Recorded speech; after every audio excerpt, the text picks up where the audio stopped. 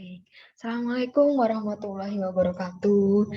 Selamat sore, selamat siang menjelang sore nih. Selamat siang menjelang sore, sobat kompeten yang ada di rumah maupun mungkin lagi di kantor ataupun lagi di jalan ya.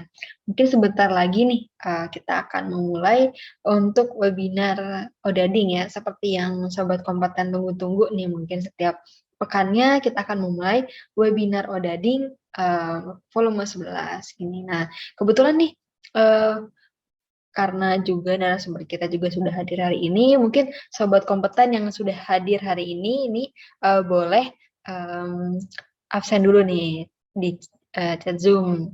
Sobat kompeten hari ini dari mana aja gitu. Karena kan biasanya ada yang dari Aceh, ada yang dari Papua, ada yang dari luar negeri bahkan gitu. Nah, mungkin kita sapa dulu kali ya karena udah ada narasumber kita hari ini. Selamat siang menjelang sore, Pak Andoko. Selamat siang teman-teman semuanya. Iya Pak, ini mungkin kurang lebih 1 menit lagi ya Pak sebelum kita bakal mulai webinarnya nih Pak. Nah di sini mungkin juga kita tegur-tegur dulu nih ada Pak Yudi Priambodo juga. Selamat siang Pak Yudi. Nah ini kita udah menunjukkan jam 3 nih, akan kita mulai ya. Jadi kita mulai aja. Assalamualaikum warahmatullahi wabarakatuh. Selamat siang. Waalaikumsalam warahmatullahi wabarakatuh. Iya, selamat siang menjelang sore teman-teman semua. Jumpa lagi nih kita di webinar Odading volume 10. Nah, volume 11 ya, maaf volume 11. Nah, hari ini kita bakal ngebahas tentang cash flow atau keuangan teman-teman terutama selama Ramadan ini nih. Nah, mungkin sebelumnya aku bakal perkenalkan diri dulu dan LSPPM dulu nih ya.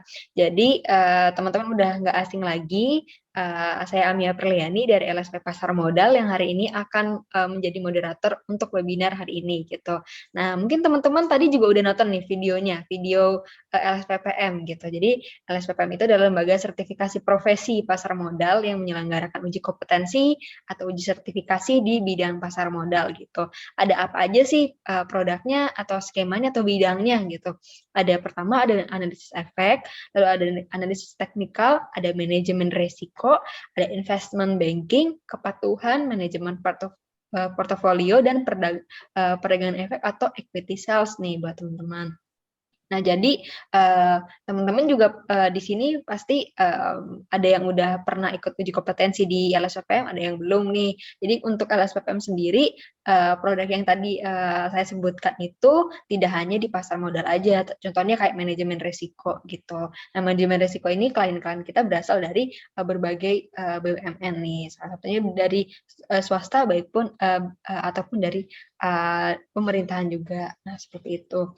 Nah, mungkin kita bakalan langsung aja nih karena teman-teman sahabat kompeten hari ini juga udah nggak sabar untuk dengerin materi dari narasumber kita nih. Nah, seperti biasanya, seperti webinar Odading biasanya kita mendatangkan nih pembicara-pembicara expert di bidangnya nih. Nah, untuk hari ini kita kedatangan, mungkin teman-teman atau sobat kompeten di sini udah nggak asing lagi, mungkin udah pernah dengar atau pernah lihat di TV atau pernah baca atau pernah ngedenger di radio, pernah baca bukunya malah. Nah, ini kita hari ini kedatangan Pak Muhammad Andoko. Selamat sore, Pak. Sore, Ami. Baik, Pak Muhammad Andoko ini kita sebelum masuk mungkin izinkan saya ya Pak membacakan profil singkat dari Pak Andoko. Baik.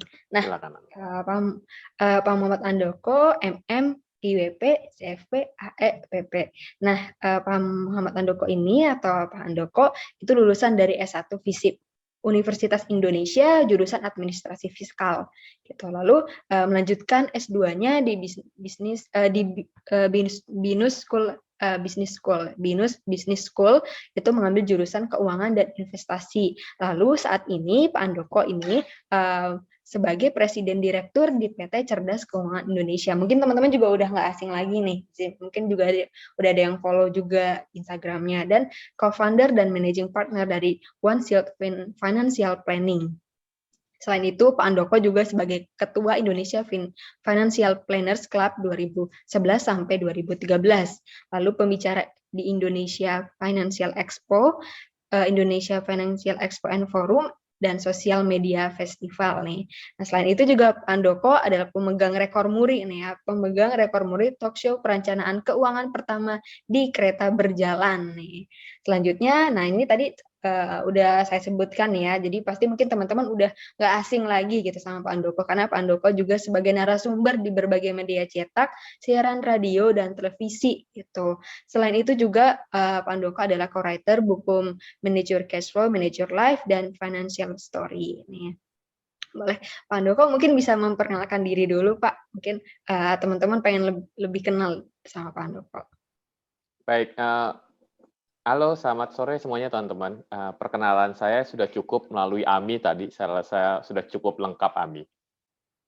Oke, baik. Kalau gitu, mungkin teman-teman juga di sini udah pada nggak sabar nih untuk menunggu materi dari Pak Andoko nih. Boleh, mungkin Pak Andoko waktu dan kesempatannya dipersilakan. Oke, Ami mohon presentasinya bisa ditampilkan? Baik, Pak. Baik, Pak. Baik. Baik teman-teman, sebelumnya saya ucapkan terima kasih kepada LSP Pasar Modal atas undangannya untuk berbagi dengan teman-teman mengenai satu topik, yaitu judulnya mengenai manage your cash flow, manage your life during Ramadan ya. Jadi saya mau ini karena saya salah satu penulis bukunya, saya bersama partner saya menulis buku tentang manage your cash flow, manage your life.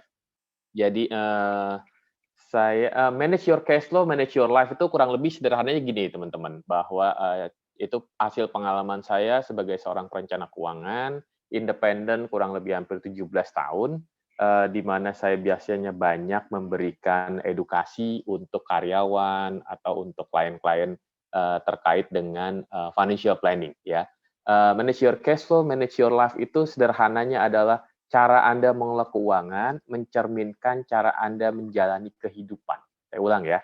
Jadi cara Anda menjalankan atau cara Anda mengelola keuangan mencerminkan cara Anda menjalani kehidupan ya. Kenapa saya bilang begitu? Karena saya cermati ya, teman-teman, ada orang yang ketika dia bekerja itu ternyata uangnya habis hanya untuk bayar utang misalnya ya, atau uangnya habis hanya untuk gaya hidup, kemudian uangnya habis juga untuk entertain atau liburan dan yang lainnya ya. Tetapi saya cermati juga ada beberapa orang yang ketika dia menerima income, dia memikirkan masa depannya, makanya mulai memikirkan pensiunnya dia. Kemudian dia memikirkan juga tentang pendidikan dirinya dia. Jadi dia selalu mengupdate dirinya dengan pengetahuan seminar training seperti yang saat ini Anda lakukan, teman-teman ya. Kemudian dia juga ada yang menyiapkan untuk pendidikan anaknya. Jadi dia menyiapkan pendidikan anak jauh-jauh hari. Enggak misalnya pada saat anaknya baru mau kuliah, baru nyari-nyari apa tuh uang untuk biaya anaknya misalnya. Ada juga orang yang menyiapkan untuk protect asetnya mereka. Di situ pentingnya asuransi ya. Ada orang yang juga menyiapkan untuk pensiunnya mereka. Dan juga ada yang bahkan menyiapkan untuk legasinya dia, yaitu memberikan asset planning, warisan buat keluarga yang ditinggalkan. Oke. Nah, kurang lebih seperti itu jadi teman-teman ya. Oke, next. Ami, next. Ini sudah dibacakan tadi oleh Ami, silakan next lagi, Mi. Nah, ini yang tadi Ami bilang kontan. Ini beberapa yang saya isi di CNBC, di MyTV. Next. Berita 1, Kompas, dan yang lainnya. Oke, saya mau mulai dengan sebuah pertanyaan, teman-teman. Tolong dijawab, Anda chat aja. Ya. Pertanyaannya adalah hasil akhir apa yang ingin terjadi pada diri Anda setelah sesi Manage Your Cash Flow, Manage Your Life during Ramadan? Silahkan dijawab. Mohon dibantu, Ami. Kira-kira apa yang mereka tulis? Baik, boleh sobat kompeten, boleh ditaruh di chat Zoom nih. Boleh Ya. ditaruh di chat Zoom. Saya tahu nih, ekspektasi Anda apa sih sebenarnya? Hasil akhir apa nih atau ekspektasi teman-teman apa untuk mengikuti sesi ini? Untuk pertama dari Pak Jamino untuk financial freedom. Financial freedom, oke. Ada lagi Ada kan yang lagi, lainnya? boleh teman-teman silakan. kebebasan Iya, finansial dan juga. keberkahan. Lalu ada dari Vina, mampu mengelola keuangan sehingga cash flow dalam rumah tangga selalu positif. Boleh yang lain. Bisa spending tanpa rasa menyesal. Oke.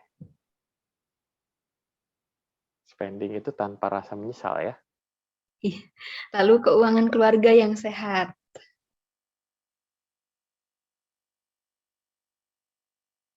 Apalagi? Dapat mengelola Mengelola cash income, flow dengan cash bijak. dengan Oke. bijak. Wow. Cukup? Adakah yang lainnya? Ada yang lain boleh, silakan. Oke, kayaknya cukup nih Pak. Cukup ya. Thank you teman-teman ya. Jadi tadi saya baca ada financial freedom, ada kebebasan financial dan keberkahan, mampu mengelola keuangan ya. Terus ada spending tanpa rasa menyesal, oke. Keuangan yang sehat, cash flow yang bijak dan yang lainnya ya, income yang ini. Oke. Thank you teman-teman ya. Jadi saya bisa tahu ekspektasi kira-kira teman-teman apa. Next kira-kira Ami? Next. Baik teman-teman. Profesi saya adalah profesi perencana keuangan independen, yang saya jalani tadi saya bilang sejak tahun 2000, tepatnya sebenarnya tahun 2008, kurang lebih 2008 jadinya ya. Jadi waktu itu saya pernah kerja di financial service industries, kemudian saya bersama partner saya buatlah sebuah perusahaan, firma pada saat itu teman-teman, perencana keuangan independen 2008 namanya One Consulting. Kemudian di perjalanannya di tahun 2012 kami kemudian melakukan merger antara One Consulting dengan Shield. Makanya di sebelah pojok kanan atas itu ada One Shield Financial Planning ya. Ada yang tahu nggak kira-kira kalau dari namanya Ami, nama One Shield ini perusahaannya dari luar atau dari lokal ya menurut Ami ini? Awalnya sih dari luar sih kayaknya nih. Oke, baik. Pertama Ternyata dari nih luar. Ami ya, One Shield ini adalah tadi saya bilang merger antara One sama Shield, di mana Shield-nya adalah artinya sumber hidup ideal, langgeng dan terencana. Itu maksudnya artinya Ami. Jadi ya, bukannya dari luar, tapi ini ada suatu singkatan. Kalau sederhananya Shield itu adalah financial planning kurang lebih kayak gitu ya. Teman-teman, financial planning itu ada beberapa area ya, beberapa area. Yang area yang paling fundamental menurut saya ketika saya melakukan edukasi maupun menangani klien saya ya, yang pertama adalah pengaturan arus kas, yaitu cash flow management ya, cash flow management. Nah, kalau cash flow manajemennya berantakan, biasanya itu nanti akan timbul yang namanya manajemen utang jadinya ya. Kalau dia berantakan, biasanya nanti akan ada tuh namanya defisit teman-teman ya. Defisit mungkin di awalnya Anda ambil dari tabungan yang sudah Anda ini kalau misalnya ada tabungan. Tapi biasanya mereka akan pinjam uang ya. Pinjam uangnya mungkin awalnya dari keluarga yang dekat ya, keluarga dekat misalnya kakak, adik atau orang tua misalnya. Udah nggak bisa dipercaya lagi ke teman-teman misalnya ya. Kemudian nggak dipercaya lagi mulai ke kartu kredit misalnya atau bank ya. Kemudian udah mulai bayar bunganya banyak, kemudian misalnya ke pinjaman online ya. Jadi ini yang saya cermati jadinya teman-teman. Sehingga cash flow itu sederhananya kan mengelola uang masuk dan uang keluar. Tapi prakteknya itu seringkali plesetannya adalah cash flow itu terima cash habis itu flow ya. Terima cash habis setiap tanggal 25 atau tanggal 26 buat teman-teman yang jadi karyawan, habis itu flow-nya lewat apa? Lewat tadi gaya hidup Anda, makan, minum, kemudian bayar utang, kemudian apalagi entertain atau kemudian liburan dan yang lainnya ya. Nah, kalau teman-teman pintar mengatur uangnya, otomatis pasti akan ada surplus setiap bulannya. Nah, surplus itu kemudian dikemanain? Surplus itu sebagian saya cermati itu nanti ada yang digunakan untuk pendidikan dirinya sendiri ya, atau ada yang digunakan untuk kebutuhan pada saat teman-teman masih single, ngumpulin uang untuk menikah ya, dana menikah atau membeli kendaraan misalnya ya, salah satu contoh, atau menyiapkan DP untuk rumah ya. Begitu nanti teman-teman udah berkeluarga, mulai tuh mikirin untuk pendidikan anak suatu hari nanti, perencanaan asuransi buat dirinya dan keluarganya ya. Kemudian perencanaan investasi mulai mikirin untuk kemana nih surplus ini mau dikemanain supaya terus bertumbuh ya, terus menjadi diakumulasi terhadap aset-asetnya dia ya. Di situ peranannya teman-teman produk-produk investasi seperti misalnya reksadana, obligasi, saham, kalau ini RSP pasar modal itu kan salah satu bagian dari pasar modal tuh, instrumen di pasar modal gitu ya. Logam mulia, yang lagi keren lagi sekarang misalnya ada yang ke peer to peer lending atau yang aset kripto ya, walaupun itu bukan bagian dari pasar modal, tapi udah mulai nih anak-anak milenial tuh mengarahnya ke sana gitu ya, tanpa mempertimbangkan bagaimana melakukan valuasi terhadap aset tersebut gitu ya. Kemudian mereka juga mulai mikirin pensiun ya teman-teman ya. Kemudian perencanaan pajak ya. Jadi di dalam financial planning areanya cukup banyak ya. Jadinya bukan cuma hanya cash flow aja sebenarnya. Itu hanya salah satu bagian. Dan yang lebih penting kalau saya sering diundang di bank atau di insurance untuk priority atau private, biasanya ada 3 topik yang paling menjadi hot topic mereka, yaitu ngomongin tentang personal tax planning, perencanaan pajak, estate planning, perencanaan warisan, dan terkait protect aset mereka, yaitu ngomongin tentang investment. Ya, itu salah satu gambaran besarnya ya jadinya. Nah, yang mau saya bicarakan di sini salah satunya adalah tentang cash flow management ya, mungkin sedikit ada investment nanti jadinya. Oke, next. Next. Nah, teman-teman, ada yang unik ya, kita hampir 1 tahun, kurang lebih 2 bulan lebih, kita mengalami kondisi pandemi COVID-19 ya. Ternyata di saat pandemi COVID-19 itu, menyadarkan masyarakat, kita bahwa financial planning awareness itu jadi semakin meningkat ya, financial planning awareness is rising. Ini di, riset oleh Indention Alvara, 74% masyarakat atau responden menyatakan bahwa sekarang mereka lebih aware terhadap financial planning terkait terkait dengan dana darurat, teman-teman ya. Kita tahu pada saat pandemi COVID-19 kemarin setahun yang lalu terjadi, beberapa orang, beberapa teman-teman, sahabat-sahabat kita mungkin atau orang tua kita, keluarga kita, ada yang mereka kena dampak. Dampaknya itu misalnya PHK ya, atau dampaknya, dikurangin gajinya 50%, atau dampak berikutnya lagi adalah, dirumahkan tanpa dikasih pesangon, misalnya kayak gitu ya. Dan, tapi ternyata pada saat yang bersamaan mereka tidak menyiapkan dana darurat, teman-teman, ya. Nah, ada riset lagi next kalau gitu, tolong tampilkan, yang menyatakan gini nih, bahwa OECD menyatakan di kata data ya, survei OECD menilai mayoritas penduduk Indonesia tidak siap menghadapi krisis ekonomi, di mana salah satu indikatornya adalah karena dana daruratnya itu hanya disiapkan atau menyiapkan dana darurat itu 1 minggu atau 1 pekan. Coba perhatiin, Indonesia itu di nomor 4 dari bawah ya, kita itu 46% di antara 1 minggu 1 bulan ya kebanyakan ya. Padahal secara teorinya aja teman-teman kalau teman-teman belajar financial planning paling tidak, Anda harus menyiapkan 3 sampai 6 kali dari pengeluaran Anda, itu pun adalah dalam kondisi normal.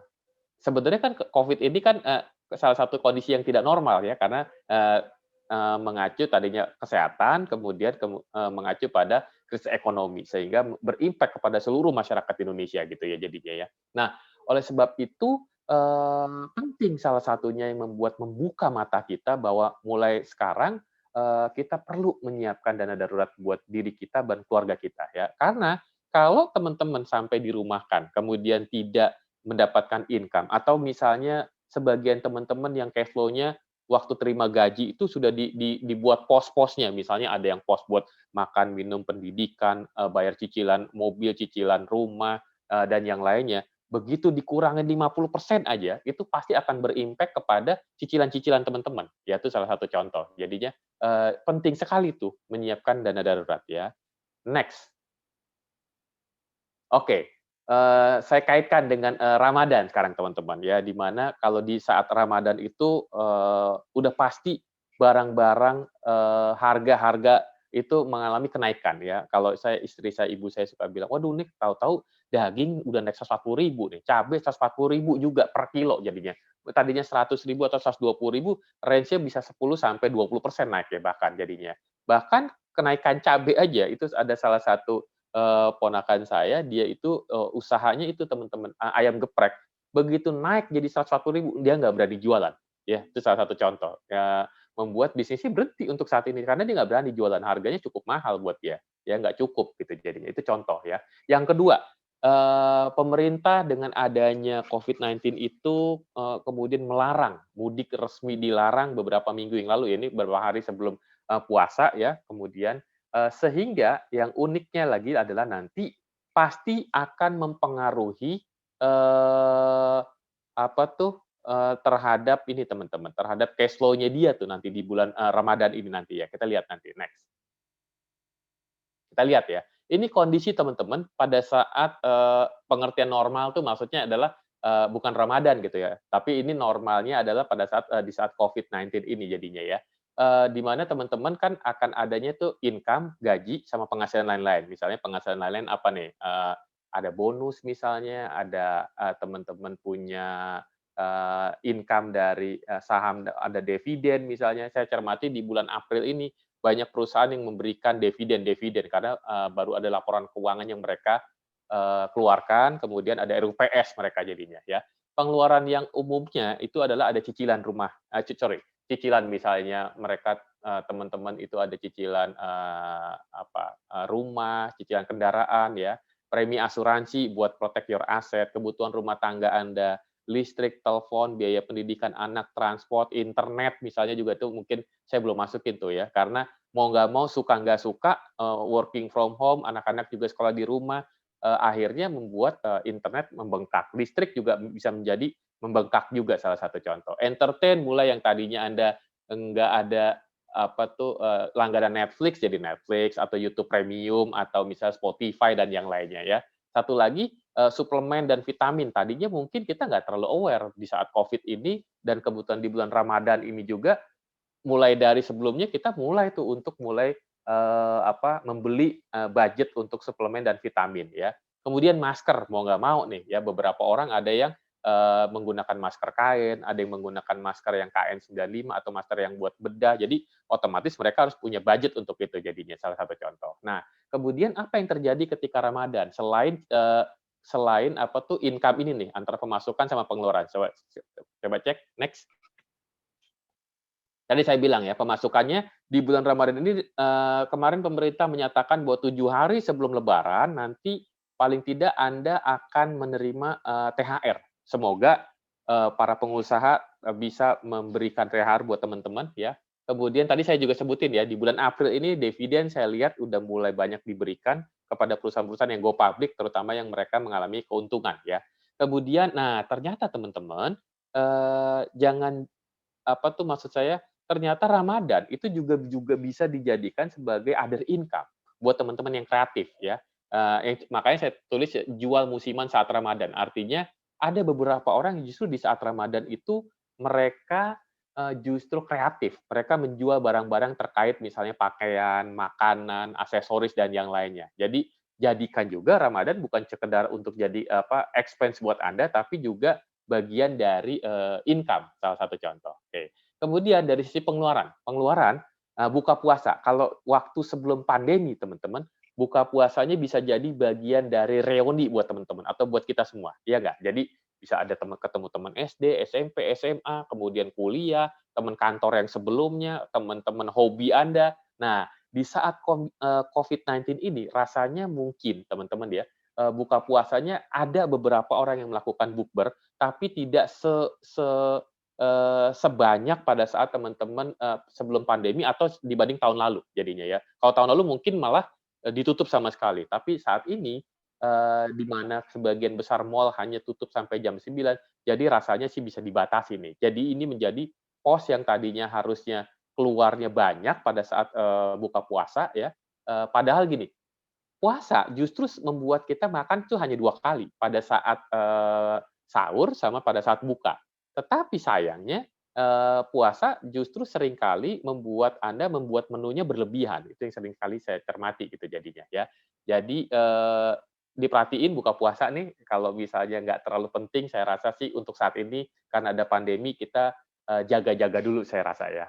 Zakat ini mau nggak mau ya, zakat, infak, sodako, Anda harus mengeluarkan sesuai dengan ketentuan dari, agama kita ya jadinya. Kemudian nah buat teman-teman yang punya, asisten rumah tangga atau yang bekerja buat, Anda, jangan lupa kita harus juga mengeluarkan THR buat mereka ya. Baju lebaran ya, baju lebaran ini, saya nggak tahu, anak saya aja udah bilang, "Pak, kayaknya kali ini kita masih Covid, jadi nggak perlu baju lebaran deh," dibilang gitu jadinya ya.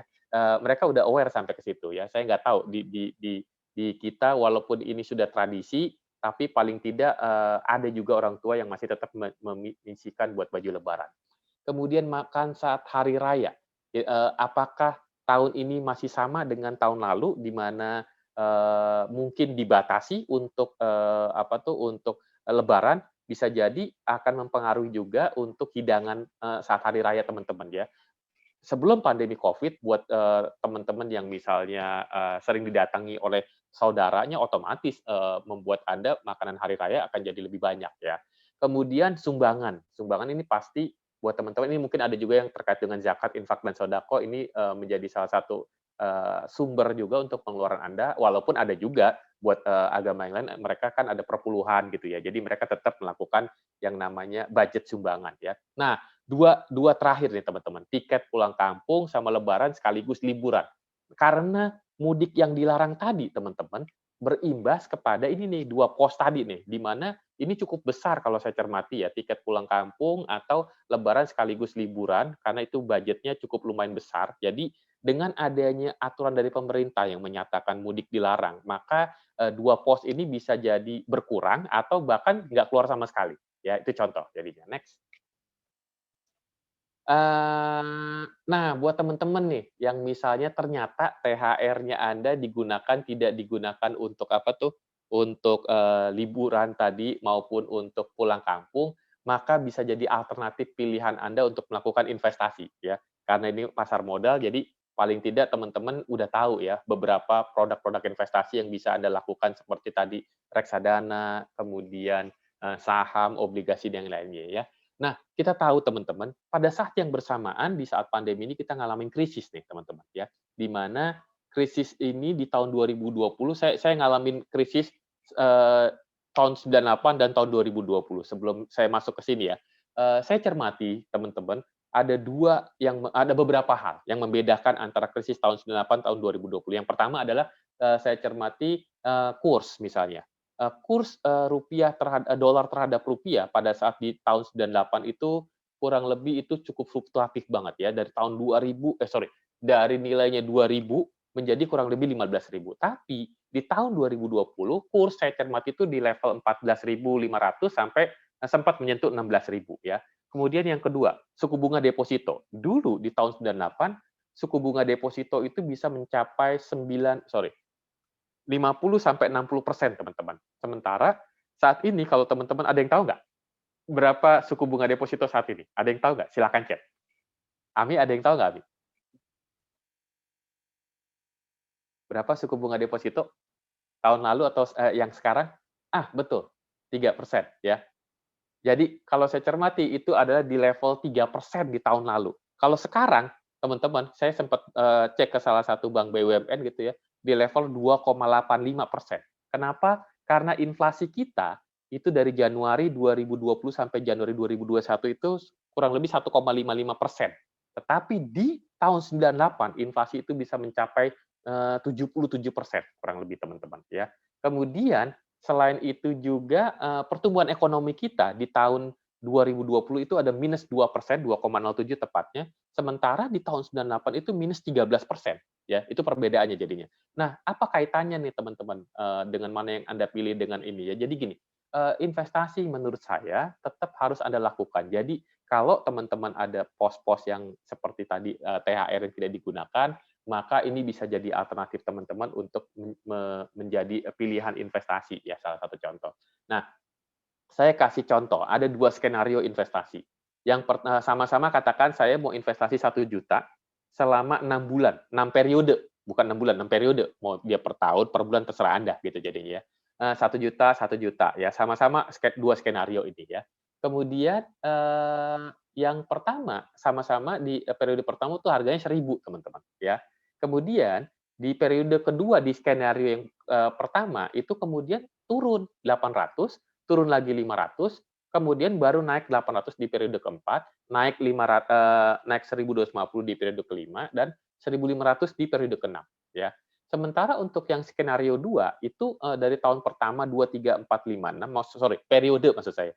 1, 2, 3, 4, 5, 6 itu selalu naik jadi 1000, 1100, 1200, 1300, 1400 sama 1500. Jadi skenario 1 dan 2 yang persamaannya adalah pertama di periode 1 sama-sama 1000, periode ke-6 sama-sama 1500. Yang membedakan skenario 1 itu turun dulu baru naik, sementara yang skenario 2 itu naik dulu. Kenapa saya bilang gitu? Karena kita tahu kan, karena di sini saat ini kita ngalamin krisis, berarti kan bisa jadi beberapa produk-produk investasi itu mengalami penurunan. Oke, dari 2 skenario ini, kira-kira mana menurut teman-teman yang yang paling maksimal investasinya? Silakan jawab. Silakan Ami, ditanyakan ke peserta. Baik. Menurut sobat yang mana nih sobat? Satu apa kedua? Dina Ada yang 1. 1. Dina 1. 2. Ayudi 2. Ayuda. Ayuda 1. Berapa nih? Ada yang jawab tergantung target dan kebutuhan. Oke, from Jamie 1. Wah, kayaknya hampir sama nih, antara 1 sama 2 ya? Iya, seri Pak. 1 dan 2 seri. 1 agak 1 agak lebih sedikit kayak lihatnya, saya salah satunya ya. Oke, teman-teman, thank you. Boleh nggak dikasih tahu alasannya, teman-teman? Kalau pilih 1 dan 2 tadi, boleh nggak dikasih tahu alasannya? Nah, boleh teman-teman dikasih tahu alasannya di chat Habis Zoom. ini saya kasih tahu jawabannya. Boleh nggak tahu? Kenapa pilih 1, kenapa pilih 2 misalnya? Oke. Lebih rendah kalau 1. Dapat average terendah, investasi harus meningkat. Oke. Return lebih besar, penurun justru dapat lot banyak ya. Thank you. Yang 2 itu resikonya lebih kecil. Oke. Ada lagi? Cukup? Oke, thank you teman-teman ya. Thank you atas jawabannya dan alasannya. Jawabannya adalah next slide.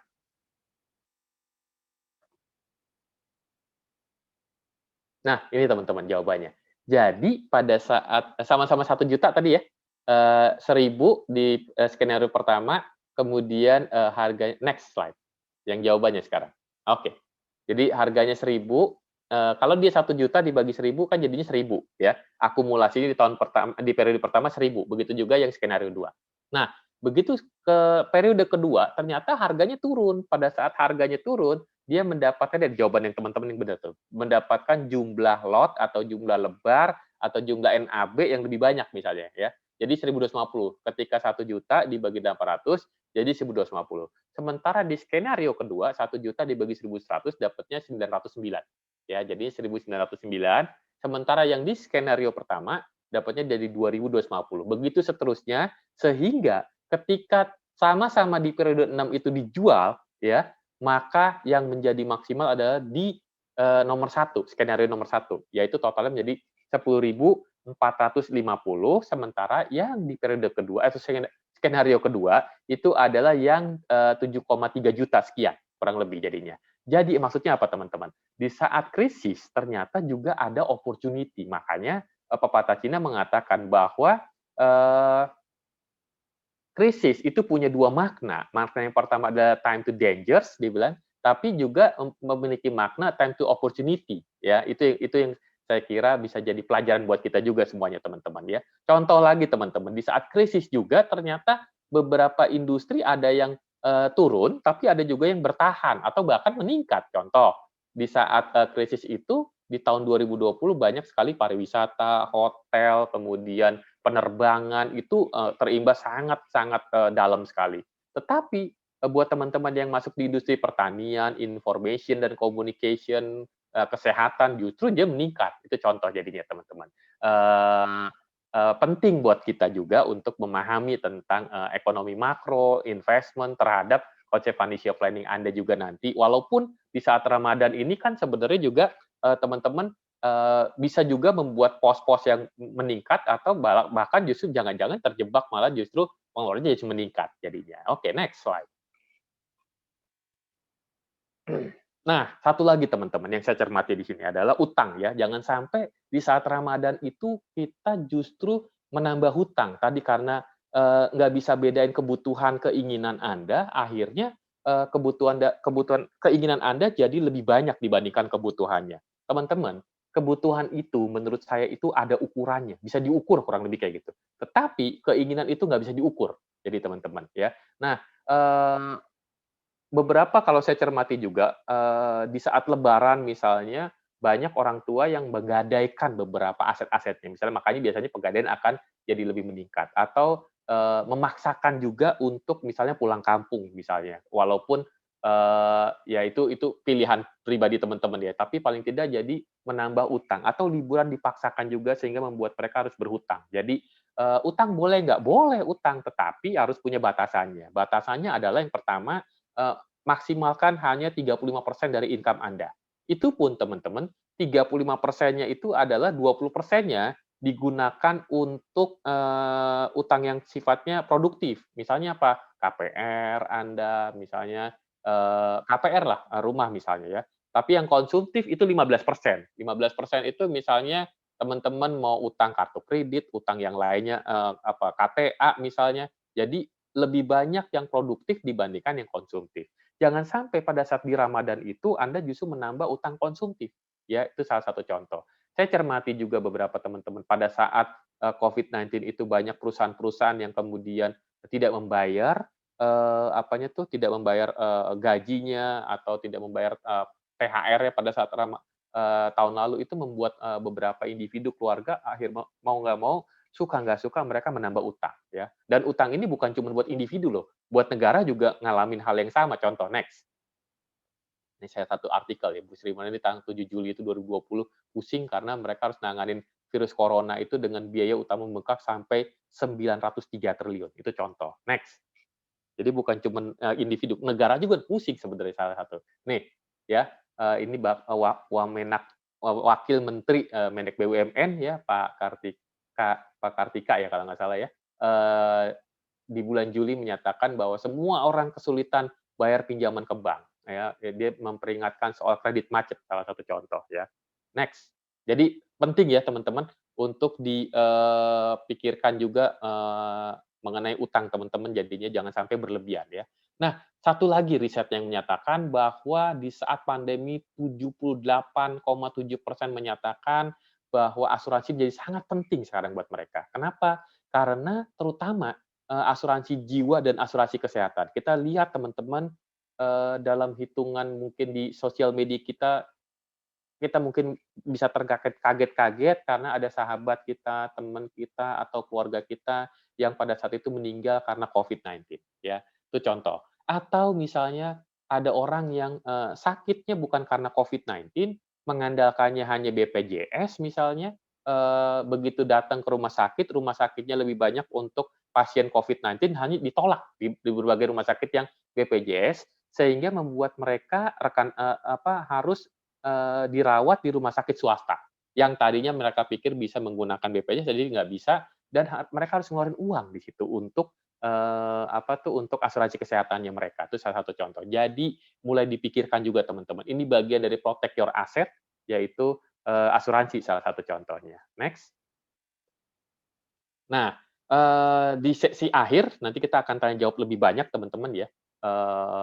Saya cermati ya teman-teman bahwa, orang-orang yang high net worth individual, ketika misalnya saya diundang beberapa, bank, insurance untuk bicara tentang, financial planning, saya cermati bahwa yang pertama itu mereka adalah orang-orang yang pintar menghasilkan uang, ya.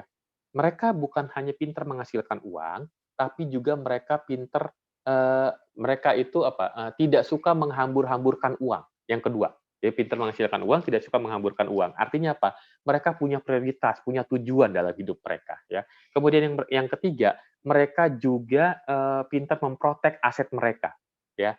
Kemudian nah, seringkali, yang mereka protek kalau di individu itu yang mereka protek adalah asetnya. Misalnya contohnya, rumahnya, kendaraannya, tapi mereka lupa untuk memprotek dirinya mereka, karena biasanya dari dirinya itu bisa menghasilkan aset-aset yang lain, itu yang ketiga.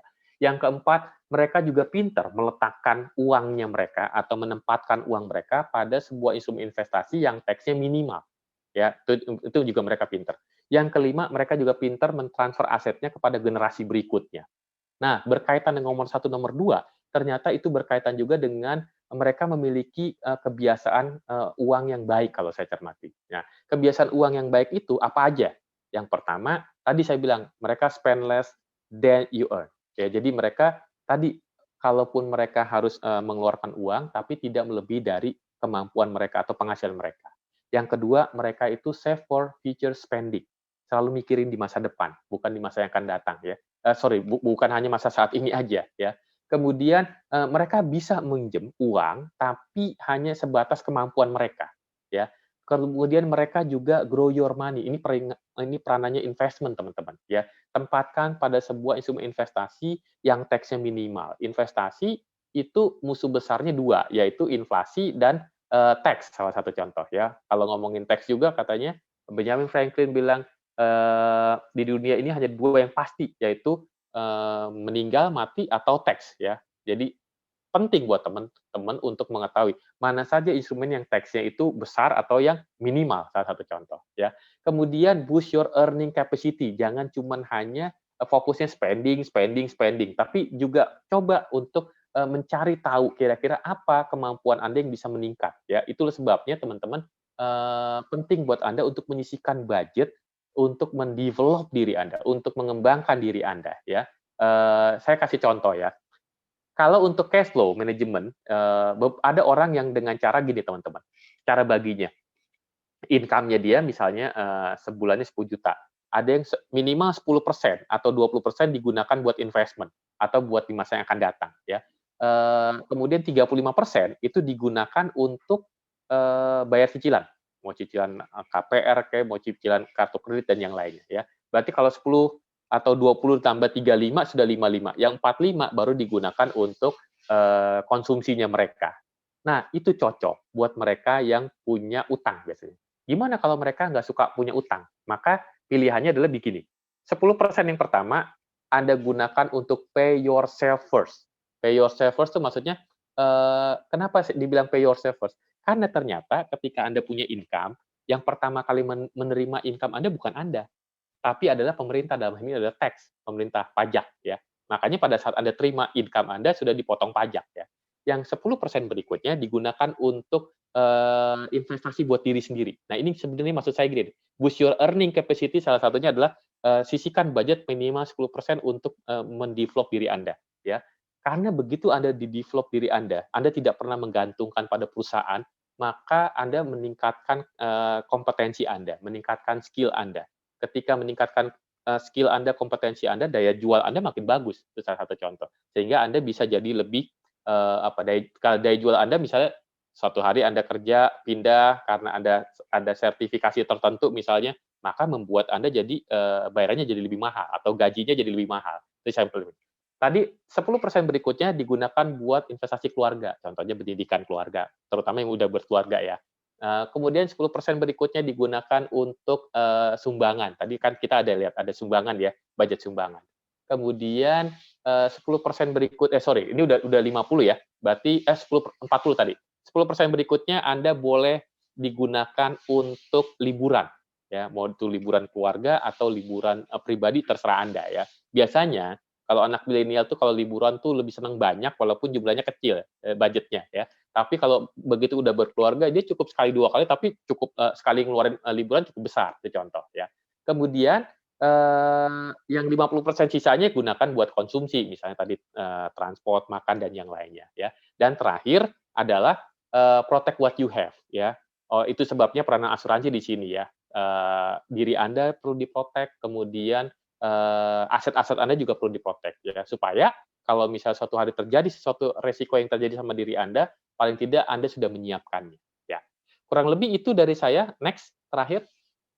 Nah, karena kita ada di bulan puasa, saya punya akronim nih puasanya ya, artinya apa? P-nya adalah prioritaskan kebutuhan pokok Ramadan. Walaupun kita udah jangan 10 hari, masih ada 30 hari berikutnya, prioritaskan hanya lebih pada fokusnya kebutuhan pokok Ramadan saja ya. Apalagi kalau udah Anda memprioritaskan yang basic need-nya aja, ditambah berkah, ditambah rasa syukur, itu akan jadi lebih bagus lagi ya.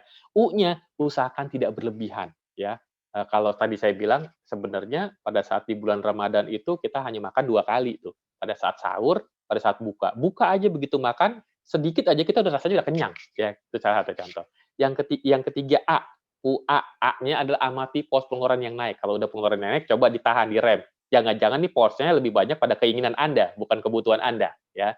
Yang S-nya sisihkan untuk zakat, infak, dan sedekah, jangan lupa. Ya. Kemudian A-nya alokasikan THR untuk investasi. Kenapa? Karena tadi saya bilang, kan pemerintah melarang mudik. Jadinya bisa jadi itu menjadi pos Anda yang tertunda atau bahkan justru tidak digunakan. Ya, terakhir, next. Saya kira itu presentasi saya. Jika teman-teman mau kontak suatu hari, itu ada di nomor handphone saya, WhatsApp saya di 0818 77352. Anda yang aktivis Facebook dan Instagram, Facebook saya di Muhammad Andoko, IG saya di Andoko Muhammad, email saya di andoko99@gmail.com. Selebihnya saya balikan atau kembalikan kepada Ami, mungkin ada tanya jawab atau diskusi. Silakan Ami, terima kasih. Thank you juga Mas Jufti. Baik, terima kasih Pak Andoko atas presentasinya yang sangat-sangat insightful, dan mungkin teman-teman atau sobat kompetensi ini juga udah dapat pencerahan ya, tentang financial planning gitu selama bulan Ramadan gitu, terutama kalau tadi udah disebutkan ya, biasanya bulan Ramadan ini dikiranya hemat malah tambah besar pengeluarannya nih, karena banyak bukber, misalnya bukber diajak teman bukber, nggak enak nolak ya Pak, jadi ya udah ikut kayak gitu.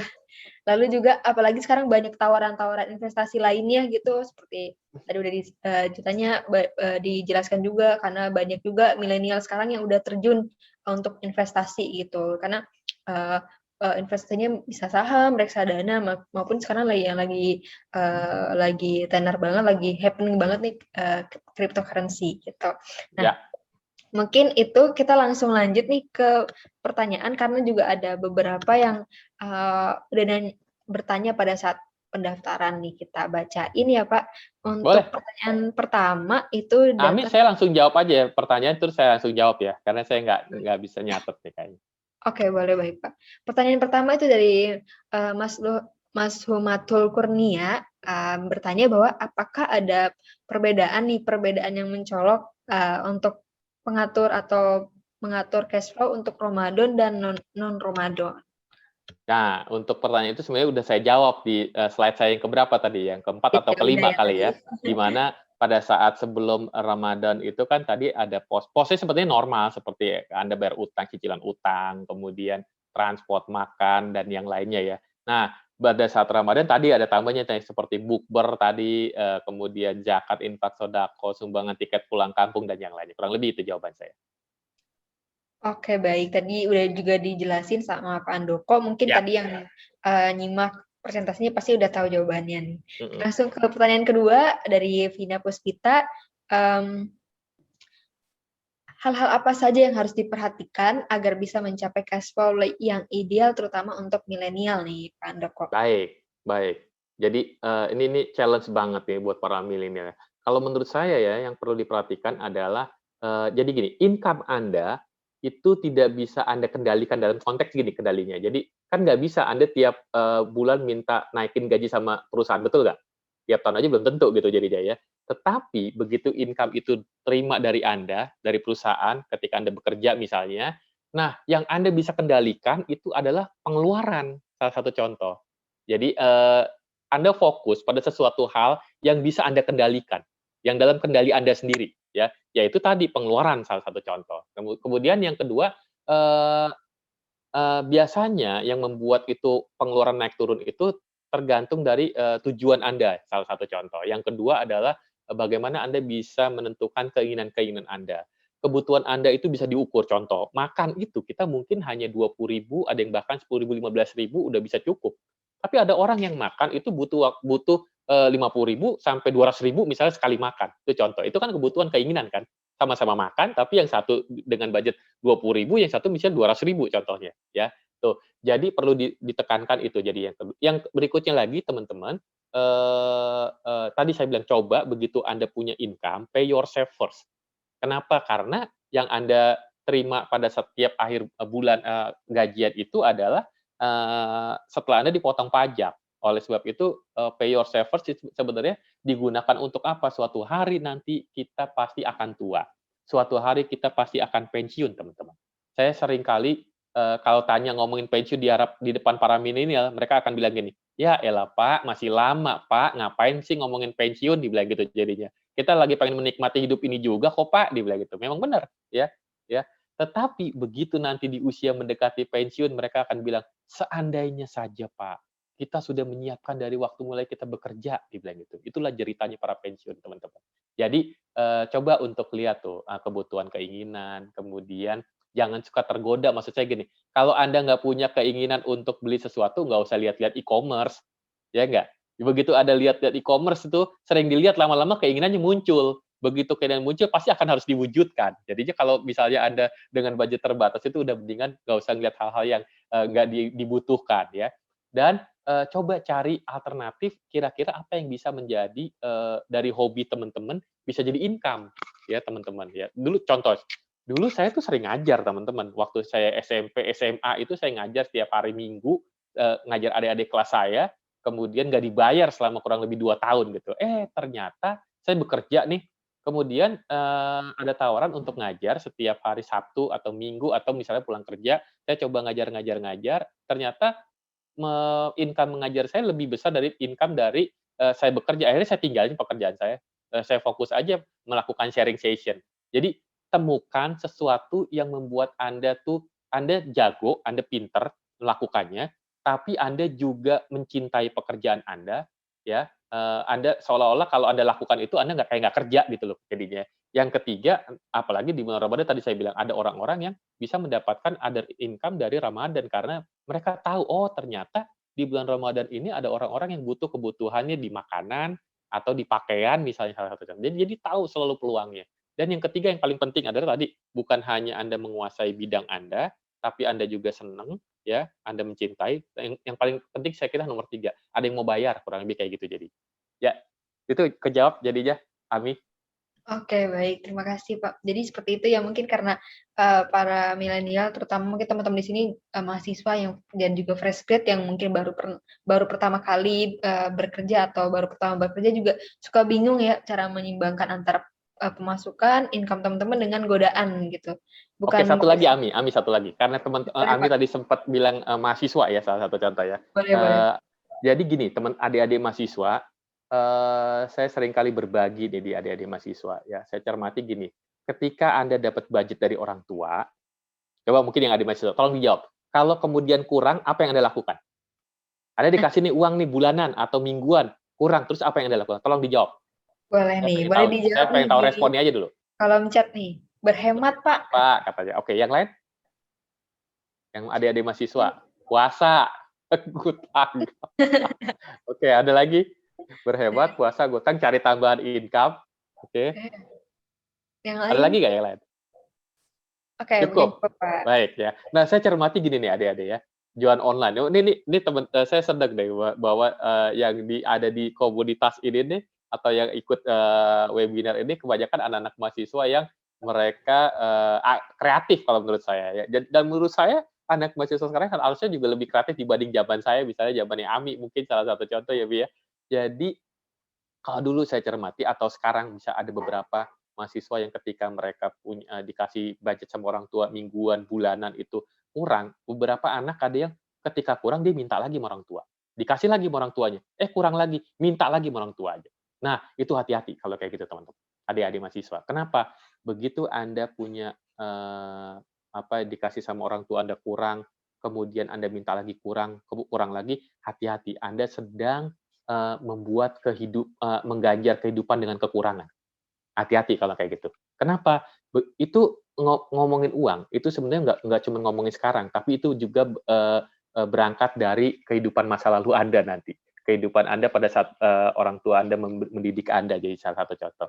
Nah, kalau Anda selalu kurang kurang kurang, akhirnya kehidupan akan mengganjar Anda dengan kekurangan. Ya itu hukum alam semesta jadinya. Jadi teman-teman hati-hati, ya. Oleh sebab itu harus di-break, jangan sampai itu terjadi. Karena itu jadi habit teman-teman. Kalau tadi saya ngomong, salah satu orang-orang high net worth individual, mereka adalah salah satunya mereka punya, tadi kan ada yang, spend-nya tidak lebih dari yang income mereka, mereka selalu punya grow money mereka, kemudian mereka juga, protect aset mereka ya, itu salah satu contoh. Sehingga kalau financial habit-nya bagus, membuat mereka jadi kaya, tapi kalau mereka punya bad habit, financial bad habit-nya justru membuat mereka jadi kayanya aja, gitu ya. Ya, Wi, silakan Wi, pertanyaan berikutnya. Baik, kita lanjut nih. Masih ada beberapa pertanyaan. Mungkin kita potong saja. Untuk selanjutnya dari Dimas Yuda, mau bertanya nih, Ramadan membuat kita cenderung konsumtif baik dalam pembelian konsumsi maupun keperluan fashion. Untuk menyikapi hal tersebut seperti apa? Mengingat kedua hal tersebut sangat kita perlukan saat ini. Waduh, sebenarnya ini sih hampir mirip sama pertanyaan yang sebelumnya tuh. Jadi tadi saya bilang batasi keinginan Anda gitu aja udah. Ya, batasin keinginan Anda karena keinginan Anda nggak bisa dipenuhi. Begitu ada keinginan yang lain begitu keinginan Anda dipenuhi ada keinginan yang lainnya. Jadi batasi aja untuk hal itu. Kemudian buat prioritas, buat budget teman-teman ya, budget misalnya kalau Anda gajinya 3 juta atau sampai 10 juta. Jadi gini teman-teman, saya kasih tahu ya. Anda pernah nggak dengar wealth paradox? Ada yang pernah dengar wealth paradox? Wealth paradox itu adalah gini, semakin tinggi penghasilan Anda, pada saat yang bersamaan, Anda punya potensi kehilangan uang Anda. Wealth paradox ya. Mungkin waktu awal dulu gaji dengan 3 juta, Anda masih cukup. Begitu gaji Anda 5 juta, 10 juta, kemudian keinginan Anda akan bertambah. Itu sering kali terjadi, teman-teman, jadinya. Atau kalau pernah dengar juga yang namanya hedonic treadmill. Hedonic itu sebenarnya punya dua makna, teman-teman. Makna yang pertama itu adalah makna yang sering kali kita temui, yaitu kesenangan materi. Tapi ada dua makna yang kedua adalah kesenangan batin, tapi yang sering banyak hedonic itu kesenangan materi ya. Treadmill itu kan sebenarnya kalau AMI treadmill itu baik treadmill kan bisa pelan bisa cepat, betul nggak AMI? Ya nggak? Benar Pak. Kita setel kan, treadmill itu pelan atau cepat ya. Walaupun dia pelan atau cepat, ketika AMI melakukan treadmill, AMI itu ada di mana posisinya? Pindah posisi nggak? Nggak, berjalan di Hanya di tempat, Pak. situ-situ aja kan? Iya, Iya nggak? Sama iya kayak benar gitu. Pak. Begitu Anda punya penghasilan yang lambat itu maksudnya penghasilan yang sedikit atau lebih waktu awal misalnya 3 juta, begitu penghasilannya lebih besar atau treadmill-nya makin cepat, jadi penghasilan 10 juta atau 20 juta, tapi Anda nggak kemana-mana. Kenapa? Karena Anda kejebak sama gaya hidup tadi salah satu contoh. Ya, semoga menjawab. Tadi ada juga tuh Mas Jufti bilang tuh catat pengeluaran, itu juga penting catat pengeluaran. Sampai saat ini saya masih lakukan itu teman-teman. Sehingga saya tahu misalnya, keluarga saya tahu misalnya contoh, setiap saya makan nih teman-teman, kalau keluar, itu bonnya saya ambil, saya taruh di kantong. Nanti pada saat pulang ke rumah, saya keluarin, saya taruh tuh di box sepatu. Jadi teman-teman, itu bisa jadi tips Anda tuh, box sepatu. Nanti setiap tahun kita masukin angkanya berapa, itu bisa ketahuan tuh, berapa setahun buat makan yang Sabtu Minggu doang, teman-teman. Coba catat nanti kalau gitu. Sebenarnya makan yang Sabtu Minggu doang Anda, itu bisa buat jadi liburan keluarga Anda loh, kalau saya cek jadinya. Ya, oke. Ami, mohon maaf, Baik. saya hanya sampai jam 4 karena saya ada meeting berikutnya, Ami. Oke, baik. Mungkin kita ke pertanyaan terakhir aja ya, Pak ya, Boleh, karena boleh. ini juga Oke. sama.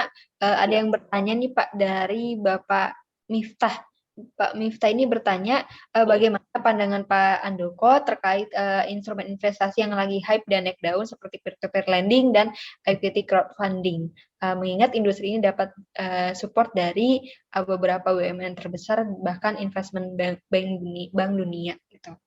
Oke, mau nggak mau, suka nggak suka, dulu kita mungkin hanya ke bisnis teman-teman. Kemudian misalnya Anda menjalankan bisnis, properti dan yang lain. Kemudian bergerak ke financial asset, misalkan reksadana, kemudian apalagi tuh saham dan yang lainnya ya. Kemudian mulai sekarang peer-to-peer lending ya, salah satu contoh. Jadi buat saya sih sah aja, tapi teman-teman harus perhatikan aja terkait dengan regulasinya atau terkait misalnya contoh ada beberapa peer-to-peer lending yang ternyata tidak diregulate oleh OJK misalnya, sehingga membuat Anda investasinya yang tadinya berharap bisa berkembang malah ditutup misalnya, atau bodong misalnya salah satu contoh. Atau kemudian di peer-to-peer lending kan Anda harus perhatikan, saya lupa namanya tuh yang percentage-nya. Jadi misalnya kalau mereka suka ada tuh yang apa ya, yang 90 atau berapa gitu ya, itu diperhatiin berapa persen dia bisa memberikan balik kepada si nasabah. Kalau mungkin di bank kredit macet kurang lebih, tapi kalau di peer to peer lending berapa banyak yang bisa sukses, berapa persen rate-nya ya. Kemudian yang berikut lagi kan ada resiko tuh, biasanya ada yang A, B, C, dan D. Misalnya A itu berapa persen akan balik, B kalau misalnya terjadi kerugian berapa persen yang balik, itu salah satu contoh ya. Jadi perlu buat teman-teman di ini. Terus yang berikutnya lagi bunga. Bunga yang ditampilkan di peer to peer lending kalau saya cermati itu misalnya 20%, tapi 20% itu sebenarnya di-annual-kan per tahun. Jadi padahal teman-teman hanya terima 3 bulan misalnya gitu. Tapi 3 bulan itu misalnya 5%. Nah, kalau setahun berarti kan sebenarnya dikali 4, 20%. Jadi itu yang perlu diperhatiin teman-teman ya. Tapi selebihnya lakukan analisa. Karena menurut saya investasi itu harus dilakukan analisa. Paling gampang contoh, kalau teman-teman melakukan investasi di properti, analisa sederhana aja dah, lokasi. Pada saat investasinya di obligasi misalnya salah satunya selain supply demand adalah suku bunga yang turun misalnya, salah satu contoh. Di saham analisanya adalah laporan keuangan selain ekonomi makro, kurang lebih kayak gitu jadi teman-teman. Ya. Oke, terima kasih atas jawabannya Pak Andoko. Mungkin itu jadi pertanyaan terakhir ya dari Sobat Kompeten untuk webinar kali ini. Untuk itu kita sampai di sini aja mungkin untuk webinar Odading volume 11. Terima kasih Pak Andoko terima kasih atas penyajian materinya dan juga terima kasih atas jawaban-jawaban yang sangat-sangat insightful buat teman-teman hari ini nih Pak. Dan mohon maaf juga atas kalau misalnya hari ini webinarnya ada salah kata dari kami juga gitu. Oke, saya juga ucapkan terima kasih kepada teman-teman semuanya yang sudah hadir di acara webinar ini. Terima kasih juga pada LSP Pasar Modal atas kesempatannya, juga teman-teman semua. Semoga kita bisa ketemu di lain kesempatan lagi. Pak Yudi, sampai ketemu Pak Yudi, Mas Jufti, ada Pak Joko juga tadi ya, saya lihat beberapa yang saya kenal ya dia. Iya, terima kasih untuk Sobat Kompeten juga yang hari ini sudah hadir. Terima kasih sudah memilih untuk produktif dengan mengikuti webinar ini. Dan mohon maaf juga kalau ada salah kata dari kami. Terima kasih Pak Andoko, terima kasih ada Pak Yudi juga. Terima kasih Pak Gilang, ada Pak Gilang juga. Dan ada beberapa peserta beberapa peserta uji kompetensi juga hari ini. Terima kasih Sobat sudah hadir, sudah memilih untuk produktif, untuk memilih untuk mengikuti webinar Odading. Nah, selanjutnya kita ada beberapa event lagi, nantinya mungkin yang Sobat pasti tunggu-tunggu. Jangan lupa untuk Sobat follow Instagramnya LSP Pasar Modal di LSP_Pasar Modal. Nah, di sini ada beberapa literasi buat teman-teman juga, buat Sobat Kompeten. Selain itu, ada informasi terkait uji kompetensi yang pastinya Sobat butuhkan, dan juga ada event-event yang gratis tentunya. Nah, ini seperti tadi bersama Pak Andoko. Lalu masih banyak lagi, dan setiap pekannya kita akan ada selalu event-event gratis yang spesial untuk Sobat Kompeten, dan juga kita selalu menghadirkan pembicara-pembicara expert di bidangnya. Jadi untuk Sobat silahkan jangan lupa untuk follow LSP Pasar Modal di LSP_Pasar Modal. Itu aja. Untuk link absennya sudah ada ya Sobat di chat Zoom, silahkan dilihat, silahkan absen untuk mendapatkan e-sertifikatnya. Oke, terima kasih. Wassalamualaikum warahmatullahi wabarakatuh.